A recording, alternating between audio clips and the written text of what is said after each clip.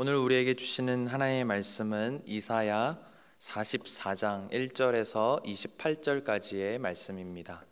이사야 44장 1절에서 28절까지의 말씀입니다.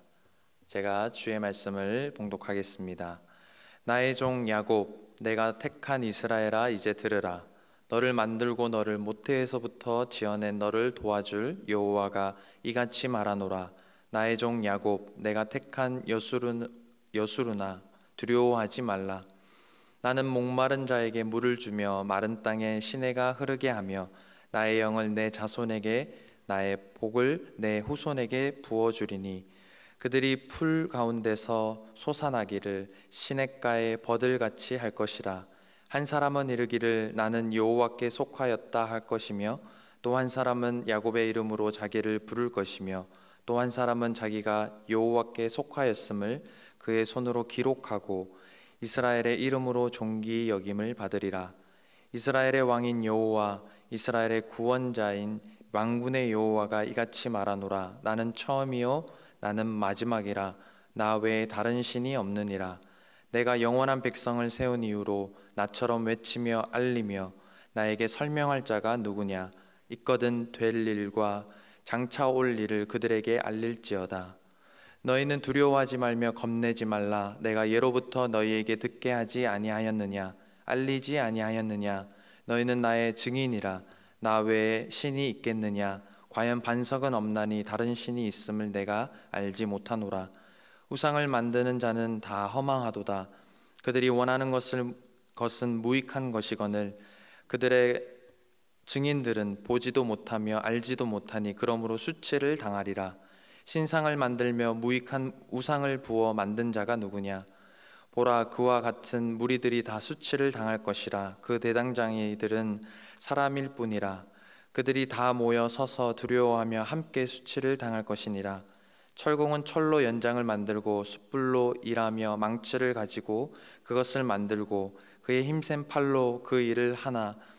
배가 고프면 기운이 없고 물을 마시지 아니하면 피로하니라. 목공은 줄을 늘려 재고 부추로 굽고 대패로 밀고 곡선자로 그어 사람의 아름다움을 따라 사람의 모양을 만들어 집에 두게 하며, 그는 자기를 위하여 백향목을 베며 디르사 나무와 상수리 나무를 취하며 숲의 나무들 가운데서 자기를 위하여 한 나무를 정하며 나무를 심고 비를 맞고 자라게도 하느니라. 이 나무는 사람이 땔감을 삶는 것이거늘 그가 그것을 가지고 몸을 덮게도 하고 불을 피워 떡을 굽기도 하고 신상을 만들어 경배하며 우상을 만들고 그 앞에 엎드리기도 하는구나. 그 중에 절반은 불에 사르고 그 절반으로는 고기를 구워 먹고 배부르며 또 몸을 덮게 하여 이르기를 아하 따뜻하다 내가 불을 보았구나 하면서 그 나머지로 신상 곧 자기의 우상을 만들고 그 앞에 엎드려 경배하며 그것에게 기도하여 이르기를 너는 나의 신이니 나를 구원하라 하는도다. 그들이 알지도 못하고 깨닫지도 못함은 그들의 눈이 가려서 보지 못하며 그들의 마음이 어두워져서 깨닫지 못함이니라. 마음에 생각도 없고 지식도 없고 총명도 없으므로 내가 그것의 절반을 불사르고 또한 그 숯불 위에서 떡도 굽고 고기도 구워 먹었거늘 내가 어찌 그 나머지로 가증한 물건을 만들겠으며 내가 어찌 그 나무 토막 앞에 굴복하리요 말하지 아니하니. 그는 죄를 먹고 허탄한 마음에 미혹되어 자기의 영혼을 구원하지 못하며 나의 오른손에 거짓 것이 있지 아니하냐 하지도 못하느니라. 야곱아, 이스라엘아, 이 일을 기억하라. 너는 내 종이니라. 내가 너를 지었으니 너는 내 종이니라. 이스라엘아, 너는 나를 잊혀지지 아니하리라. 내가 내 허물을 빽빽한 구름같이 내 죄를 안개같이 없이 하였으니 너는 내게로 돌아오라. 내가 너를 구속하였음이니라. 여호와께서 이 일을 행하셨으니 하늘아 노래할지어다. 땅의 깊은 곳들아 높이 부를지어다. 산들아 숲과 그 가운데의 모든 나무들아 소리내어 노래할지어다. 여호와께서 야곱을 구속하셨으니 이스라엘 중에 자기의 영광을 나타내실 것이미로다. 내 구속자여, 모태에서 너를 지은 나 여호와가 이같이 말하노라. 나는 만물을 지은 여호와라. 홀로 하늘을 폈으며 나와 함께한 자 없이 땅을 펼쳤고 헛된 말을 하는 자들의 징표를 패하며 점치는 자들을 미치게 하며 지혜로운 자들을 물리쳐 그들의 지식을 어리석게 하며 그의 종의 말을 세워 주며 그의 사자들의 계획을 성취하게 하며 예루살렘에 대하여는 이르기를 거기에 사람이 살리라 하며 유다 성읍들에 대하여는 중건될 것이라. 내가 그 황폐한 곳들을 복구시키리라 하며 기품에 대하여는 이르기를 마르라. 내가 내 강물들을 마르게 하리라 하며 고레스에 대하여는 이르기를 내 목자라. 그가 나의 모든 기쁨을 성취하리라 하며 예루살렘에 대하여는 이르기를 중건되리라 하며 성전에 대하여는 내 기초가 놓여지리라 하는 자니라. 아멘. 오늘 말씀도 어제에 이어서 이사야 선지자가 활동했던 때로부터 약 100년에서 160년 후에 있을 일을 하나님께서 이사야를 통해서 말씀하고 계십니다.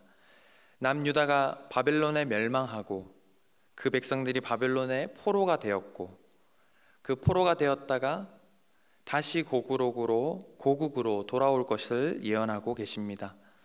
본문은 크게 세 부분으로 나눌 수가 있습니다. 1절에서 8절까지 하나님만이 유일하시다라는 내용으로 말씀하고 계시고 9절에서 20절까지는 하나님 이외의 우상은 무익한 것이다 라고 말씀하고 계십니다.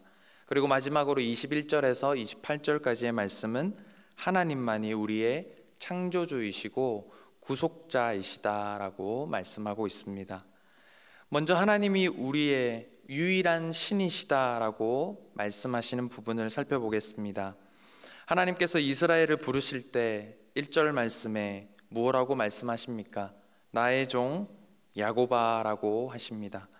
많고 많은 그 믿음의 조상들이 있었지만 하나님께서는 야곱을 택하시고 이스라엘을 야곱이라고 부르셨다라는 것에 참으로 감사함이 저에게 있었습니다. 그 이유는 야곱이 어떤 사람인지를 우리는 잘 알고 있기 때문입니다. 그 이름 스스로가 이야기하듯이 남의 발꿈치를 잡고 태어난 그런 이름을 가진 그런 야곱이었습니다. 그 이름대로 야곱의 삶은 남의 발꿈치를 잡으며 살아가는 신세로만 살았던 것을 우리는 잘 알고 있습니다. 그러나 하나님은 그 이름을 선택된 자기의 백성의 대명사로 부르시고 계시는 것입니다. 이 사실이 감사한 이유는 또한 우리가 바로 야곱과 같은 사람이기 때문입니다. 만일 흠도 없고 허물도 없는 완벽한 그런 믿음의 조상을 하나님께서 부르셨다라고 한다면 하나님께서 택한 백성이라 할지라도 나와는 거리가 멀고 어쩌면 나와 상관없는 말씀으로 다가왔을 것입니다. 하지만 나와 같이 흠도 많고 허물도 많은 그 야곱이라는 이름으로 하나님께서 이스라엘을 부르시고 또 택하셨다라는 그 사실이 우리들 또한 하나님의 백성으로 그렇게 불러주셨다라는 사실에 얼마나 감사한지 모르겠습니다. 1절과 2절 말씀을 제가 읽어드리겠습니다. 나의 종 야곱, 내가 택한 이스라엘아, 이제 들으라. 너를 만들고 너를 모태에서부터 지어낸 너를 도와줄 여호와가 이같이 말하노라. 나의 종 야곱, 내가 택한 여수르나 두려워하지 말라. 아멘. 하나님께서는 야곱을 나의 종, 택한 백성이라고 부르십니다. 야곱을 만드셨을 뿐만 아니라 모태에 있을 때부터 그를 주목하셨고 또 힘들고 어려운 일이 생겼을 때에 하나님께서 도와주시겠다고 말씀하고 계십니다. 그것도 모자라서 하나님께서 이 이스라엘을 뭐라고 부르십니까? 여수르나라고 부르십니다. 이 여수르의 뜻은 의로운 자라는 의미입니다. 야곱은 절대로 의로운 사람이 아니었지요. 그럼에도 불구하고 여수른, 의로운 자라고 불러주시고 계십니다. 의로운 자로 불러주시는 것에 그치는 것이 아니라 뭐라고 말씀하고 있습니까? 도와주겠다고 말씀하시며 이 땅에 필요한 모든 것들을 그에게 주시겠다고 약속하십니다. 3절과 5절 말씀을 읽으면서 시편 23편이 떠올랐습니다. 여호와는 나의 목자시니 내게 부족함이 없으리로다. 그가 나를 푸른 풀밭에 누이시며 쉴만한 물가로 인도하시는도다. 아멘. 여호와 하나님이 나의 목자가 되시면 우리에게 부족함이 없다라는 고백입니다. 그러므로 여호와는 내 인생의 목자로 삼는 그 사람은 부족함이 없어야 합니다. 오늘 본문에도 목마른 자에게 물을 주며 마른 땅에 시내가 흐르며 하나님의 영 그리고 하나님의 복을 그의 자손에게 부어주시겠다고 말씀하고 계십니다. 그런데 여호와를 내 인생의 목자로 우리가 삼고 살아도 때론 여전히 우리의 삶에 부족함이 있음을 보게 됩니다. 그래서 이 말씀이 참 좋은 말씀인데도 불구하고 나와는 상관이 없는 말씀처럼 여겨질 때가 있습니다. 여호와는 내 인생의 목자로 모시고 살지만 여전히 내 삶에 부족한 것을 보기 때문입니다. 그런데 한번 생각해 보시기를 바랍니다. 만일 내 인생에 내 삶에 부족함이 없었다면 여호와를 내 인생의 목자로 모시고 살 수 있었을까요? 실은 내 삶에 부족함이 많기 때문에 여호와를 내 인생의 목자로 모시고 살 수 있는 것입니다. 여기서 부족함은 물질적인 부족함만을 의미하지 않습니다. 이 세상에 물질적으로 부족하지 않은 사람은 없지요. 이 세상 최고의 그런 부자라고 할지라도 부족함을 느끼고 삽니다. 가난하지만 부유하게 사는 사람도 있고 부유하지만 가난하게 사는 사람도 있습니다. 아무리 많이 가져도 하나님이 안 계시면 부족할 수밖에 없고 아무리 적게 가져도 하나님이 계시면 부족함이 없다고 고백할 수 있습니다. 그렇다면 왜 적게 가지고도 하나님이 계시면 부족함이 없다고 고백할 수 있습니까? 그것은 우리가 믿는 하나님이 어떤 분이신지를 우리는 잘 알고 있기 때문입니다. 6절 말씀입니다. 이스라엘의 왕인 여호와, 이스라엘의 구원자인 만군의 여호와가 이같이 말하노라. 나는 처음이요 나는 마지막이라. 나 외에 다른 신이 없느니라. 아멘. 하나님은, 우리가 믿는 하나님은 처음이요 마지막이신 분이십니다.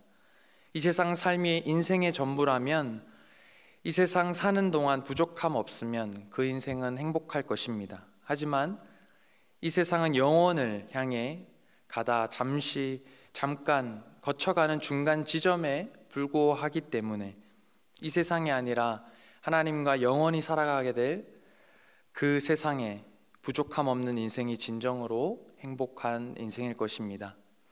처음이요 마지막이 되시는 이 말씀은 이 세상을 창조하셨을 뿐만 아니라 이 세상을 심판하실 분이심을 또한 말씀해 주고 있습니다. 이 세상에 아무리 강한 민족과 나라가 있을지라도 그 민족과 나라를 심판하시는 분이 바로 하나님이십니다. 지금은 우리 눈앞에 바벨론이 그리고 애굽이 이 세상을 지배하고 있어서 가장 부유한 나라 같지만 바벨론을 심판하시고 애굽을 심판하시는 분이 바로 하나님이시라고 오늘 말씀하고 있습니다. 그 부유함은 잠깐이라는 것입니다. 그러므로 이 세상 가운데에서 부유해 보이는 그 모든 것들을 다 가진 것 같지만 우리는 두려워하지 말고 또 겁내지 말라고 말씀하고 있는 이유입니다. 8절 말씀입니다. 너희는 두려워하지 말며 겁내지 말라. 내가 예로부터 너희에게 듣게 하지 아니하였느냐, 알리지 아니하였느냐. 너희는 나의 증인이라. 나 외에 신이 있겠느냐. 과연 반석은 없나니 다른 신이 있음을 내가 알지 못하노라. 아멘. 하나님 위에 다른 신은 없습니다. 왜 그렇습니까? 하나님은 처음이요 마지막이 되시는 유일한 하나님이시기 때문입니다. 이제 9절과 20절까지는 우상 숭배하는 자들의 어리석음을 지적하고 있습니다. 이 세상의 신은 오직 하나님 한 분이신데 우상을 만들어 놓고 그것을 신으로 섬기는 사람은 참으로 어리석다라는 것입니다. 이 세상의 가장 수치스러운 자, 어리석은 자는 우상을 만들고 숭배하는 자임을 우리는 기억해야 할 것입니다. 왜냐하면 자신이 만든 그 우상이 자신에게 복을 가져다 주고 불행을 막아줄 것이라고 우리는 착각하기 때문입니다. 상식으로 생각해 봐도 나에게 복을 주고 나를 지켜줄 수 있으려면 나보다 가진 것도 많아야 하고 힘도 있어야 하지 않겠습니까? 그런데 사람이 만든 그 존재가 어떻게 그 사람에게 복을 주며 그 사람을 지켜줄 수 있겠습니까? 당시 우상을 만드는 대부분의 재료는 목재였습니다. 우상을 만드는 사람이 산에서 나무를 베어다가 그것의 일부를 땔감으로 또 삼았습니다. 또 불을 피워서 떡으로 굽기도 하고 또 몸을 따뜻하게 하기도 하였습니다. 그리고 남은 목재로 우상을 만드는데 자기가 만든 우상 앞에 엎드려 경배를 하면서 나를 구원하라 하고 있으나 이 얼마나 어리석은 모습입니까? 떡을 구워 먹던 땔감이 될 수도 있었고 몸을 따뜻하게 하는데 재로 사라져 버릴 수도 있었던 그것을 가지고 만든 우상인데 말입니다. 18절 말씀입니다. 그들이 알지도 못하고 깨닫지도 못함은 그들의 눈이 가려서 보지 못하며 그들의 마음이 어두워져서 깨닫지 못함이니라. 그 어리석은 이유를 이렇게 말씀하고 있습니다. 땔감으로 우상을 만들어 놓고 그것에 엎드려 절하는 것이 얼마나 어리석은지도 알지도 못하고 깨닫지도 못하는 그 이유가 바로 그들의 눈이 가려졌고 마음이 어두워졌기 때문이라고 말씀하고 있습니다. 무엇이 우리의 눈을 가리고 있는지, 우리의 마음을 어둡게 하고 있는지 살펴보아야 할 것입니다. 그것이 바로 하나님께서 기뻐하시지 않는 우리 안에 있는 죄임을 우리는 기억해야 할 것입니다. 마지막 21절에서 28절까지의 말씀은 여호와 하나님만이 창조주이시고 구속자이심을 기억하고 하나님께로 돌아오라고 회개를 촉구하고 있는 말씀입니다. 여기서 중요한 단어는 바로 기억하라 그리고 돌아오라 라는 말씀이지요. 기억할 것은 무엇입니까? 그것은 우리가 하나님 앞에 종된 존재임을 우리는 기억하는 것입니다. 여호와 하나님께서 우리의 주인이라는 것입니다. 그러므로 다른 주인, 즉 우상을 섬겨서는 안 되며 오직 여호와 하나님만을 섬겨야 한다는 사실을 기억하라고 말씀하고 있습니다. 또한 계속해서 하나님께서 말씀하시는 것이죠. 돌아오라 라는 것은 자유인으로 돌아오라고 말씀하고 있음을 오늘 묵상케 하십니다. 그 이유는 죄로부터 구속하셨기 때문입니다. 오늘 말씀 가운데 구속이라는 단어가 나옵니다. 이 구속이란 값을 치르고 샀다라는 뜻입니다. 이 용어는 노예를 사서 자유를 주는 것과 관련이 있습니다. 즉 죄의 노예였던 우리를 값을 치르시고 사서 자유를 주셨다라는 의미입니다.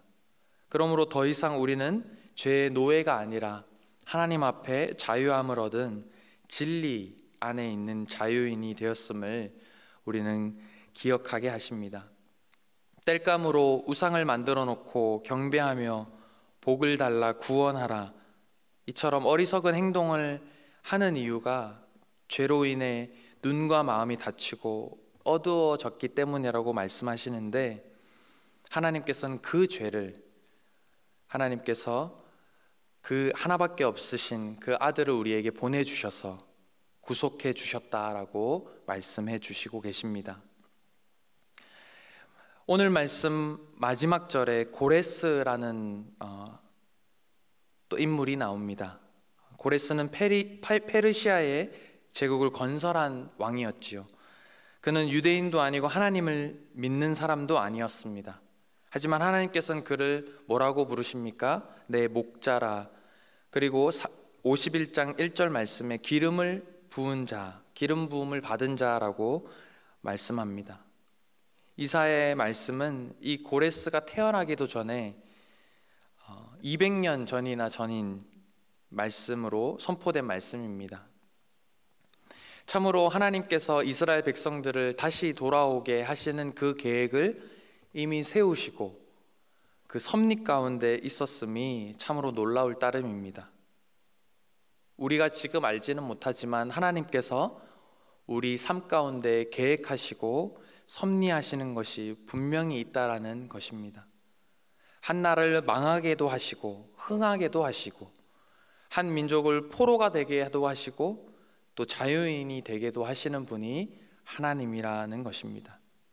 우리가 믿는 그 하나님이 이 세상의 창조주이시며 또 구속자이심을 오늘 우리는 기억하며 나아가야 될 것입니다. 오늘 말씀을 통해 참으로 못난 우리를 끝까지 끝없는 사랑으로 부르시고 또한 우리의 잘못을 깨닫게 하시는 하나님을 묵상케 하십니다. 오늘 본문 1절에서 2절까지의 말씀을 다시 읽어드리겠습니다. 나의 종 야곱, 내가 택한 이스라엘아, 이제 들으라. 너를 만들고 너를 모태에서부터 지어낸 너를 도와줄 여호와가 이같이 말하노라. 나의 종 야곱, 내가 택한 여수르나 두려워하지 말라. 아멘. 오늘도 이 새벽에 우리를 택하시고 도와주시기를 원하시는 그 하나님을 기억하며 기도하고 그분의 말씀에 귀를 기울이고 영적인 눈으로 또 하나님께서 주신 그 마음으로 하나님만을 바라보는, 그래서 우리가 맡겨주신 그 자리에서 하나님께 영광을 올려드리는 저와 여러분이 되기를 주님의 이름으로 축복합니다.